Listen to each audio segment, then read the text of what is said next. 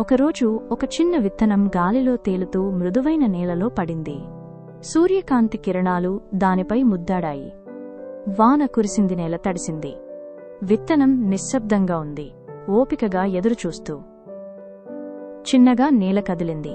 అందులోంచి పచ్చని మొలక తలెత్తింది. వర్షం ఆగి సూర్యుడు చిరునవ్వు చిందించాడు. రోజులు గడిచాయి. ఆ మొలక అందమైన పువ్వుగా మారింది. చుట్టూ సీతాకోక చిలుకలు ఎగురుతున్నాయి. ప్రకృతి ఆనందంలో మునిగింది. పక్కనే మరో విత్తనం ఇంకా నేలలోనే ఉంది. బయటకు రావడానికి కొంచెం భయపడుతోంది. పెద్ద పువ్వు మృదువుగా చెప్పింది, భయపడకు చిన్నా, నేను కూడా ఇలా నేలలోనే మొదలయ్యాను. ధైర్యంగా ఉండు, నీలో కూడా అందమైన పువ్వు దాగి ఉంది. ఆ మాటలు విన్న చిన్న విత్తనం మెల్లగా నవ్వింది. చూశారా, ఆ చిన్న విత్తనం చివరికి పువ్వయ్యింది. పెద్ద పువ్వు సంతోషంగా నవ్వింది.